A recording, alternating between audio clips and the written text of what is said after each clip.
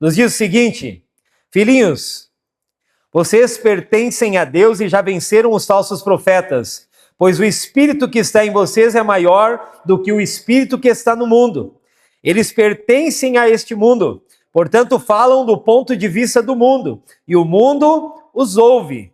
Nós, porém, diga comigo, nós, porém, pertencemos a Deus. Amém? Quem conhece a Deus nos ouve, mas quem não conhece a Deus não nos ouve. Deste modo, sabemos se alguém tem o espírito da verdade ou o espírito do erro. Amém? Essa noite eu quero falar um pouquinho sobre as parábolas do reino de Deus, ou as parábolas do reino dos céus. Amém? E eu acho que esse texto é um texto chave para nós entendermos. Nós sabemos que Jesus, quando ele está ensinando as parábolas do reino de Deus, dos céus, ele está ensinando ainda antes de elas se tornarem uma realidade. Amém? Porque Jesus, ali mesmo estando no Novo Testamento, né, dentro de Mateus, Marcos, Lucas, principalmente o livro de Mateus, quando fala sobre essas parábolas, Jesus ele estava ensinando os judeus. Só que ele tem um mistério neste ensino. Ele estava dizendo, eu estou ensinando para que eles ouvindo, eles não entendam. Já pensou? Que baita professor, né? Um pastor que vem aqui para pregar algo para vocês que não quer que vocês entendam. Esse era Jesus. Quando ele estava falando com os judeus. Por quê? Porque ele mesmo disse, se eles entenderem, eles vão se arrepender. É semelhante ao profeta Jonas, que não queria ir até Nínive, porque ele sabia que se ele pregasse, o povo iria se arrepender e Deus iria mudar o destino. Jesus, ele veio do céu e ele sabia o que ele precisava cumprir. E se a palavra dele fosse incisiva e fosse de maneira clara, eu tenho certeza que até os judeus iriam se arrepender. Mas ele precisava pagar o preço. A palavra de Deus diz, foi para isso que eu fui gerado, foi para isso que eu vim. Então ele precisava ir até o final do seu propósito, porque ele não estava pensando somente nos seus, somente nos judeus, ele também estava pensando em cada um de nós. Amém? Ele queria nos oportunizar de nós fazermos parte dessa aliança. Então ele precisava ir com o seu ministério até o final. Sabemos que mesmo Jesus no Getsêmani, passando por grande angústia e tribulação, ele chega a clamar ao Pai dizendo, Senhor, passa de mim esse cálice, mas que não seja da maneira que eu quero, mas da maneira que tu queres. Amém? Porque ele sabia que o final dele seria extraordinário, né? Seria doloroso, mas no mesmo tempo extraordinário. A Bíblia diz que Jesus, pelo seu sofrimento, ele aprendeu o que era obediência, pelo seu sofrimento também, ele conquistou o nome que está sobre todo o nome. A pastora aqui falou um pouquinho domingo sobre adoração. Amém? A dor em ação. A adoração. Não sei se você consegue entender isso. Às vezes a gente, estamos aqui, Senhor, estamos adorando o teu nome. Não, querido, isso não é adoração. Adoração é a dor em ação. É quando você chega em um limite onde você não tem mais para onde correr, e aí então você sim, se coloca diante de Deus com toda a tua força, com todo o teu entendimento, com tudo aquilo que existe dentro de você, para que venha o socorro do Senhor. Amém? Isso é a verdadeira adoração. Jesus disse para a mulher, ela disse, olha, uns dizem que é no monte, outros dizem que é em Jerusalém, mas aonde? Aonde fica esse lugar específico? E aí Jesus ele vai ensinar dizendo, mulher, estou dizendo que está chegando o dia e já é chegado, onde somente adorarão ao Pai aqueles que o adorarem em espírito e em verdade, pois são essas pessoas que o Pai está esperando, são essas pessoas que o Pai aguarda. Realmente pessoas que estão se desarmando para adorar a Deus, pessoas que estão realmente se entregando de maneira completa ao Senhor. Amém? Porque quando nós adoramos a Deus, nós precisamos nos desarmar de tudo aquilo que temos, de tudo aquilo que somos. Nós temos que entrar diante de Deus com integridade. O que é integridade? Eu já expliquei aqui, É ser íntegro, é não perder o sabor, é realmente nos entregar diante de Deus, como Ele nos fez, como Ele nos projetou. Amém? Nós somos criados com um propósito. Glória a Deus! Então eu gostaria de usar um pouquinho o texto que está lá em Mateus capítulo 13, né? Depois dessa introdução. Então, Mateus capítulo 13 vai nos falar aqui sobre as parábolas, né? As parábolas do reino dos céus. Amém? Vou pegar o texto aqui, onde a palavra de Deus vai dizer aqui: naquele mesmo dia, saindo Jesus de casa, assentou-se à beira-mar, e grande multidão se reuniu perto dele, de modo que entrou num barco e se assentou, e toda a multidão estava em pé na praia. E de muitas coisas lhe falou por parábola, e dizia: eis que o semeador saiu a semear, e a semente, uma parte caiu à beira do caminho, e vindo as aves a comeram. Outra parte caiu em solo rochoso, onde a terra era pouca, e logo nasceu, e vindo, a ser profunda, e logo nasceu, visto não ser profunda a terra. Saindo, porém, o sol a queimou, e porque não tinha raízes, secou-se. Outra caiu entre os espinhos, e os espinhos cresceram e a sufocaram. E outra, enfim, caiu em terra boa e deu fruto a 100, a 60 e a 30 por um. Quem tem ouvidos para ouvir, ouça. Essa é a primeira parábola do reino de Deus, onde Jesus está aqui expondo, então. Eu gosto muito de olhar esse texto de uma maneira um pouquinho mais espiritual. Amém? A palavra de Deus vai dizer que Jesus saiu da sua casa, e nós poderíamos pensar lá da casa dele, lá de Maria, lá da casa da sua mãe, de Maria, de José, e agora ele sai e ele vem ensinar da praia. Mas eu gosto mais de olhar com outra visão. Jesus, ele sai da casa do seu pai. Aleluia! Ele sai da casa do pai e agora ele se encontra em meio de uma grande multidão, que está ali como a areia do mar. Porque aqui, queridos, nós vamos ver que ele está falando para judeus. E quando a palavra de Deus fala que Deus falou com Abraão, a palavra vai dizer que Abraão teria duas descendências. Vocês se lembram? Quais são as duas descendências? Uma delas é como a areia do... E a outra é como as estrelas do... Aleluia! Com as estrelas do céu. Então, nesse texto específico, Jesus não está falando com as estrelas do céu, amém? Jesus está falando com a areia do mar, com os judeus. Por isso a palavra de Deus diz que ele sai da casa do pai, ele vem agora até a praia, e ali ele começa a ensinar estas coisas. E ele está aqui ensinando então para os judaizantes. Amém? E ele começa agora a expor essa parábola dizendo: o reino dos céus é semelhante a um semeador que saiu a semear. E a primeira semente, então, ela é lançada sobre a terra. Sabemos, queridos, que nós somos a semente do reino de Deus. Amém? Eu gosto muito de olhar também dessa forma, focar na recepção da mensagem e na qualidade do solo. Nós sabemos que a semente ela é boa, a semente do semeador era boa. Toda a semente que foi lançada era boa. O problema foi o solo aonde essa semente caiu. Amém?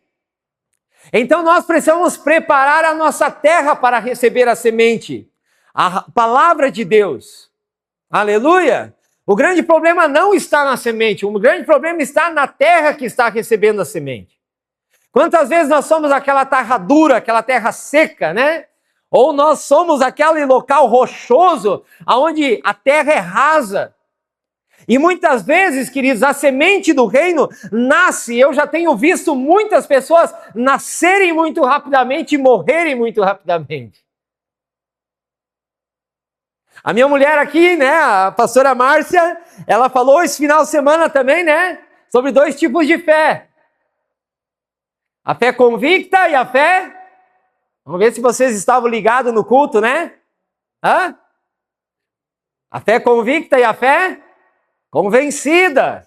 Eu estava quietinho aqui na frente, mas eu estava escutando, Então ela falou sobre a fé convicta e a fé convencida. Qual é a fé convicta, querida? A fé convicta está naquele onde a semente do reino caiu em uma boa terra, em uma terra fofa, em uma terra profunda. Então a semente do reino que cai em uma terra profunda, ela demora para sair. Ela cai na terra e ela tem um tempo para esta, vamos dizer assim, essa árvore crescer, né? A Bíblia muitas vezes fala sobre essa semente como o cipreste, né? O cipreste é uma árvore que leva muito tempo para crescer. Mas depois que o cipreste ele cresce, pode vir as maiores tempestades sobre ele e ele vai estar sempre firme. Mas às vezes nós somos como aquela semente de hortaliça, né? Que a gente planta e aí nasce rapidamente, né? Não sei se você já plantou alface, né? Não precisa nem cavocar. Você só semeia, né? Dá aquela semeada por cima da terra, dá aquela mexida ali, né? Com um estradinho por cima e deixa. Larga uma aguinha, logo começa já a brotar, né? Já começa a vir ali as primeiras saladas. Só que, queridos, ela está na superfície. E aí, então, muitas vezes, quando vem um sol, né, se não estiver dentro de uma estufa, ou pelo menos um sombrite em cima dela, o primeiro sol, se não tiver um pouquinho de umidade na terra, aquela já se vai, né? Então, às vezes, é isso que está acontecendo na vida de muita gente. Sabe, não é que a semente era ruim, não é que a pregação não era boa, queridos, mas às vezes a nossa solo, a nossa terra está dura demais, ou está rasa demais, ou está pedregosa demais. Então qual é a nossa missão, queridos? A nossa missão é deixar essa terra macia, deixar essa terra fofa. Nossa missão é deixar que essa semente caia em lugar profundo. Não tente deixar que a semente, não queira que a semente brote rapidamente.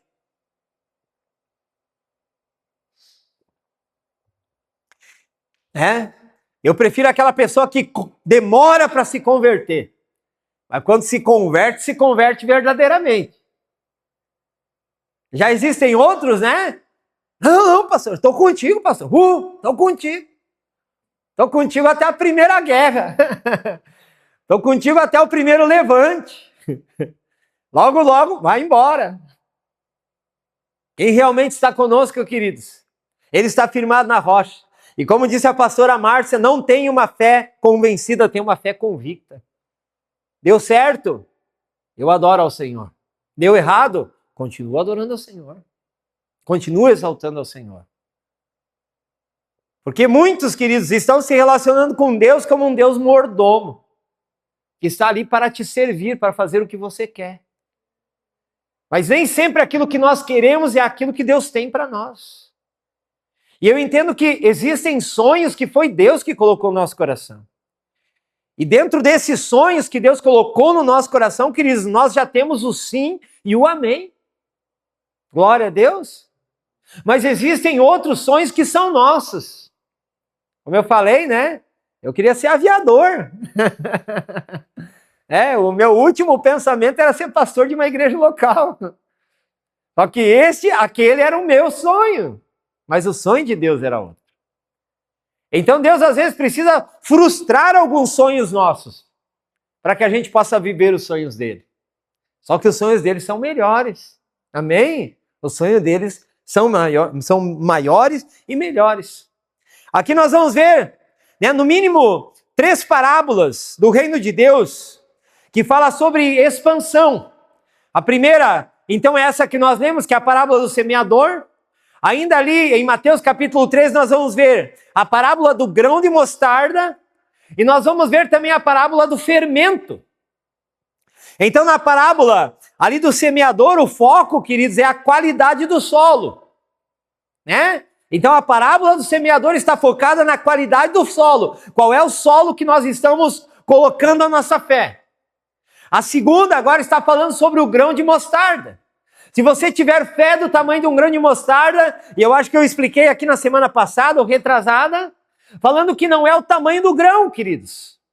mas é realmente quando você está disposto a esconder essa semente na terra e agora você fertilizar essa semente, você cuidar dessa semente. Porque o resultado não é a semente, o resultado é a árvore que vai nascer da semente. E a Bíblia diz ali que mesmo sendo a menor das hortaliças, ela vai tomar raízes e ela vai crescer de uma maneira tal que até os pássaros vão ter espaço para fazer ninho debaixo dela. Amém? Então a questão está no resultado. E eu olho também essa outra, queridos, que a do fermento está falando, na verdade, sobre a influência invisível do reino de Deus. Eu não sei se você consegue, quando você vai comer aquele pão caseiro, né? Hoje já é pouca gente, né, que tem a oportunidade de comer um pão caseiro. Eu tenho só quando a minha mãe faz, né? As vó ainda fazem um pãozinho caseiro, né? As mulheres hoje já estão mais naquele da padaria, né? Já passa lá, tá prontinho, né? O que eu vou estar me estressando, né? Mas eu me lembro de ajudar, né, a minha esposa ainda, quando nós tínhamos mais filhos, né? Agora, graças a Deus, comprou ali 5 pãozinhos, tá top, né? Mas quando a gente era em 6 em casa, a gente aí ia ter que vir de balaio todo dia, né? Tinha que trazer de uma guana. Era 15, 20 pãozinhos, né? Então a gente preferia fazer. Aí então eu ajudava a Márcia a amassar o pão, né? A cilindrar, e aí ela assava, né? Mas quando a gente fala sobre a parábola do fermento, nós precisamos entender que o fermento é a menor parte dentro de uma massa. Nós precisamos entender que o fermento, queridos, ele dá para se dizer que invisível dentro da massa. Mas agora tenta pegar, coloca a farinha na panela, né? Olha só, para você não dizer que eu estou mentindo aqui, né? Coloca a farinha na bacia, né? A gente fazia assim lá em casa, né? Abre um buraco no meio, né? Larga agora água quente, tem alguns que botam um pouco de leite junto, né? Larga ali umas colherzinhas de banha, né? Para ficar bem. E aí esquece de botar o fermento. Aí você amassa, você cilindra, e vai acontecer o quê? Vai abatumar, querido, não vai crescer. Mas por quê? Porque falta o fermento. Mas eu só esqueci de uma pequena coisa. Como é que não deu certo? E é isso que a palavra está falando do reino de Deus, queridos. Ele não está dizendo que nós somos a maior quantidade na sociedade, mas está dizendo que nós somos a influência da sociedade. Se nós pegarmos essas 3 parábolas, mas principalmente a primeira, que é a parábola aqui do semeador, e essa terceira parábola, que é a parábola do fermento, você vai ver que na parábola do semeador, 25% só da semente caiu na terra boa. Então, vamos colocar que em 100 pessoas, 25% receberam a semente do reino e o reino foi fecundado dentro dela. Assim também dentro de uma bacia ali de farinha, né? São somente 2 medidas de fermento. E já é o suficiente, queridos, para que todo aquele pão levede, para que todo aquele pão cresça. Então, muitas vezes nós ficamos querendo que Tapejara se renda por completo ao Senhor Jesus. E eu tenho algo para dizer para você, não vai acontecer. Não vai acontecer. Mas agora, você precisa ser o presente para a sociedade de Tapejara. Você foi chamado para ser um presente, para ser uma influência na sociedade. Porque você faz parte dos 25% que vão transformar e vão trazer o reino de Deus para dentro da sociedade. Nós sabemos que a igreja primitiva levantava agora os apóstolos, né? Até os dias de hoje, nós precisamos compreender que ainda no meio de nós existem apóstolos. Mas você agora, a pergunta é essa, todos são apóstolos? Não. Mas alguns são enviados como apóstolos. E o que significa o envio apostólico, queridos? Desde a antiguidade, na época dos reis, a figura do apóstolo já era uma figura presente. O que era um apóstolo? O apóstolo, ele era alguém que era enviado antes do rei chegar, e ele tinha uma missão. Qual era a missão, pastor? A missão era transformar a cultura local para que no momento que o rei chegasse, a sociedade já estivesse preparada para receber o rei. Vou dizer de novo.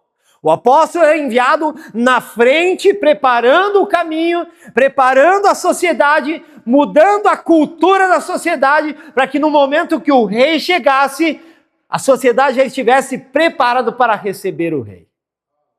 Era isso que o apóstolo fazia. Por isso a palavra de Deus vai dizer que você não tem como assaltar a casa do valente sem primeiro o algemar ou amarrar. É isso ou não é isso? Essa é a missão do apóstolo, querido. Ele precisa chegar até a cidade e amarrar o valente da cidade e implantar a cultura do reino de Deus. Essa é a missão do apóstolo. Então, nós fomos chamados para quê? Nós fomos chamados para transformar a sociedade, para ser colocado em um lugar de influência. Mas para isso, a semente do reino de Deus tem que ter caído em uma terra boa. Amém? E aí você escolhe se você quer ser a influência ou se você quer ser influenciado. Sabe? O grande problema nos dias de hoje é que a maioria das pessoas estão sendo influenciados. Lembra quando eu falei aqui, né? 1 João capítulo 4, onde ele diz ali que o mundo não nos ouve. Mas aqueles que são do reino de Deus, esses nos ouvem. Porque esses foram nascidos de novo. Amém? E continua ainda as parábolas em Mateus capítulo 13. O valor supremo do reino. O tesouro escondido. Olha aqui o que fala. Quando nós vimos lá em Mateus 13, 44, ele vai dizer de alguém que encontrou um tesouro e por ter encontrado esse tesouro, ele agora vende tudo o que ele tem para comprar esse tesouro. Uma parábola diz que ele encontra um tesouro no campo, então ele vende tudo o que ele tem para comprar o campo para ser o proprietário deste tesouro. Amém? Assim, queridos, é quando nós realmente nos encontramos com o reino de Deus. É tão precioso que aquelas coisas que nós estávamos buscando anteriormente já não fazem mais sentido. A gente está disposto a vender tudo que nós temos, a entregar tudo o que somos, para viver aquilo que o reino de Deus é. Amém? Esse é o verdadeiro evangelho. Ela também vai mostrar aqui como uma pérola de grande valor, né? Lá em Mateus 13, 45. Que alguém que encontra uma pérola de grande valor também vende tudo o que ele tem e compra essa pérola. Amém? Então assim também, queridos, é um simbolismo daquele que busca deliberada pela verdade, que culmina no reconhecimento da sua preciosa e absoluta vontade do reino de Deus sobre a nossa vida. Amém? Só que nesse mesmo texto nós vamos ver que também haverá um julgamento. Então nós vamos ver aqui, primeiro, né, as parábolas então que estão falando sobre o nascimento, aqueles que são nascidos do reino, aqueles que vão transformar a sociedade através da influência do reino. Vai falar então sobre aqueles que vão abrir mão de tudo para viver o reino, mas também vai falar ainda em Mateus capítulo 13 da separação e do julgamento final, que também faz parte do reino de Deus. E aí ele vai falar agora sobre o trigo e o joio. Ele vai dizer que assim como nós fomos plantados na sociedade, assim também o inimigo plantou os seus. Sabe? Hoje nós estamos vivendo um tempo onde a gente vai chamar, né? Ai, meu Deus. Sumiu agora. Mas as pessoas vão dizer assim: todos nós somos filhos de Deus. Você já ouviu isso? Hã? Você já ouviu isso? Não, todos nós somos filhos de Deus. Não, queridos. A palavra aqui diz que existem uns que são filhos de Deus e tem outros que são filhos do inimigo. Porque a palavra aqui diz que o Senhor, Ele foi e semeou o trigo na terra. Agora veio o inimigo e semeou o quê? O joio. Então, assim como tem os filhos de Deus que foram semeados na terra, assim também tem o joio, queridos, que foi semeado pelo próprio inimigo. Eu não sei se você já ouviu isso. Eu já ouvi muito. Pastor, mas a gente que é crente, né?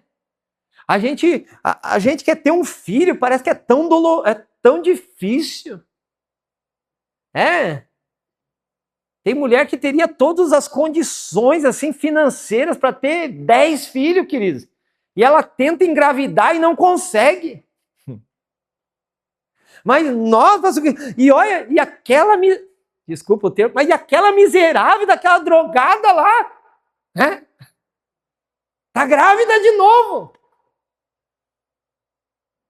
Aleluia. Então, gente, nós precisamos entender que aqueles que são nascidos de Deus, aqueles que têm propósito eterno, queridos, é difícil. Quase sempre vai vindo uma estéreo. Não é fácil engravidar no reino de Deus, irmão. Porque você está gerando algo para Ele. Mas e na carne? Na carne, queridos, é fácil demais. Na carne qualquer um faz. Então nós precisamos entender que é assim. É assim. E eu não estou dizendo que nem todo aquele que nasce daquela mulher que talvez não tinha nada, né? Até os improváveis, nós temos falado muito sobre os improváveis. Quantos nascem dentro de casas improváveis e depois se tornam grandes homens de Deus? Então nós não entendemos algumas coisas que Deus faz. Aleluia! Mas nós precisamos entender que assim como o Senhor está plantando o trigo, o inimigo está plantando o joio. Só que qual é a nossa missão, queridos? A nossa missão, pastor, é jogar o joio fora. Não. A nossa missão é deixar crescer junto. Deixa crescer o joio e o trigo junto. Porque a palavra de Deus diz que vai chegar um momento onde vai haver um julgamento. E é nesse julgamento, sim, que aí então haverá uma separação. Quem é joio e quem é trigo. Agora nós, como igreja, queridos, precisamos entender que assim como existe o joio e o trigo, assim também há uma triagem dentro da casa de Deus para nós entendermos o que é bom e o que é ruim. E aí então termina-se Mateus capítulo 13 falando sobre a parábola da rede. O reino de Deus é como um pescador que lança a rede, e aí depois de ter puxado a rede, ele separa os peixes bons e coloca num cesto, e depois ele pega os peixes ruins e joga de volta. E descarta. E aí você vai pensar, mas pastor, o trigo e o joio e a rede não é a mesma parábola? Não está falando das mesmas coisas? Não, queridos. A questão de deixar crescer junto não é dentro da congregação. Crescer junto é na sociedade. Assim como o trigo vai crescer na sociedade, o joio também vai. Mas as pessoas acham que o joio é para crescer junto dentro da igreja. Não, querido. Aí agora é a outra parábola, é a parábola da rede. Porque na parábola da rede, os bons precisam ser colocados aonde? Precisam ser colocados dentro do cesto. O que é o cesto? O cesto é a igreja, querido. E os ruins? Os ruins precisam ser descartados. Aleluia! Então, muitas vezes, a gente faz um monte de confusão. Não, pastor, não, tem que deixar o joio crescer no meio do trigo. Sim, lá na sociedade. Mas dentro da igreja, que eles é um lugar onde nós precisamos separar os bons e os ruins. Senão nós sempre vamos ter uma igreja cheia de problemas. E aqui, queridos, é o lugar, como nós já temos falado, aqui é um lugar de transformação, de mudança. A casa de Deus é um lugar de transformação, de mudança. Os que não querem ser transformados, eles precisam deixar este local. Os filhos das trevas, eles não conseguem compactuar com os filhos da luz. A Bíblia é muito clara com isso. Ah, pastor, mas aquela igreja é uma treva. Mas então que eles têm alguma coisa errada. Porque de qualquer maneira, mesmo sem o pastor excluir, eles já deveriam ter saído só por serem das trevas. Eles não deveriam suportar o ambiente de glória. Amém? Então o reino de Deus, né? E Jesus estava falando sobre isso. Primeiro é como semeador. A gente precisa lançar a granel. Não importa onde vai cair. Não fique escolhendo aonde você vai lançar a semente do reino, lance. Agora, a diferença vai ser a terra que vai cair. E os outros eu desperdicei? Não, queridos. O outro você fez a tua missão. Amém? As outras sementes, embora você tenha lançado, tenha caído numa terra rochosa ou no meio dos espinhos, não importa. Você lançou. Agora, no meio de todas essas que você lançou, 25% vão cair em terra boa. Já valeu a pena. Amém? Já valeu a pena. Então, e esses que caíram na terra boa e que frutificaram, agora sim, precisam ser trazidas para o reino de Deus. Precisam ser agora preparadas para que elas possam ser uma influência lá do lado de fora. Amém? Tudo aquilo que nós recebemos aqui é para que a gente possa demonstrar lá do lado de fora. Essas pessoas, elas vão se encantar tanto, elas vão se encher tanto, que para elas estão dispostas a largar tudo para viver o reino. Que aí são as parábolas que aparecem ali na metade, né? A parábola do tesouro escondido e da pérola de grande valor. Amém? Quantos de nós não fizemos isso? Quantos de nós? Eu já tive grandes propostas para fazer coisas maiores lá fora, mas que ia me atrapalhar muito aqui dentro. Então a gente precisa tomar algumas escolhas quando nós fomos chamados para estabelecer o reino de Deus. Há pouco tempo eu tive uma proposta. Tenho a sala comercial, te dou o dinheiro para você colocar a loja. Mas aí você sabe, querido, se o cara te dá a sala, te dá o material, ele quer lucro. E aí você vai ter que se esticar. E aí, de repente, o teu tempo que você tinha já não vai mais ter. Então a gente precisa colocar numa balança. Será que esse é o meu chamado? Será que esse faz parte realmente daquilo que Deus me chamou? Não. Eu prefiro deixar tudo de lado e comprar o campo. Amém? Comprar a pérola de grande valor. E aí sim, vai chegar um momento, queridos, onde nós vamos ver que muitas coisas que nós vislumbrávamos lá fora é somente joio. E um dia vai ser recolhido e vai ser queimado. Mas aqueles que talvez sofreram, entre parênteses, por causa da justiça, amém? Esses serão convidados, como diz a palavra de Deus, para entrar nas bodas do Senhor. Dizendo, vinde benditos do meu Pai, possui por herança o reino que está preparado desde a fundação do mundo. Então, esse, queridos, precisa ser o nosso entendimento. E na rede, queridos, nós precisamos então colocar as pessoas certas para que a nossa igreja realmente possa demonstrar Jesus. Onde as pessoas estejam dispostas a serem transformadas pela presença de Deus. Não existe salvação sem processo de santificação, queridos. Amém? Segui a paz com todos e a santificação sem a qual ninguém verá o Senhor. E nós entendíamos errado esse texto por muito tempo. Nós achávamos que era para que nós víssemos o Senhor. Não. Segui as paz com todos e a santificação para que os outros vejam o Senhor em você. Aleluia! Essa é a verdadeira interpretação desse texto. Quando nós buscamos a paz e a santificação, as pessoas conseguirão ver o Senhor. As pessoas realmente irão receber o Senhor. A Bíblia diz que muitos hospedaram anjos não sabendo o que eram. Aleluia! E queridos, aqui não está falando de aquele anjinho que você está acostumado com asas. Está falando de homens e mulheres do reino de Deus. Porque lá no livro de Apocalipse você vai ver quando João está escrevendo às igrejas, ele está dizendo ao anjo que está na igreja de Filadélfia, ao anjo que está na igreja de Tapejara, ao anjo que está Então, queridos, muitos estão recebendo os anjos lá fora.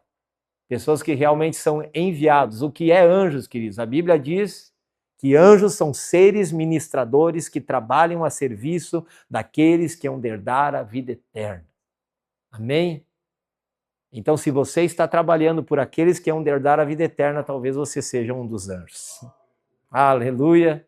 Uma das pessoas que Deus colocou para que você levasse muitos a se renderem ao Senhor e terem a sua vida transformada por Ele. Glória a Deus! Vamos nos colocar em pé, vamos orar.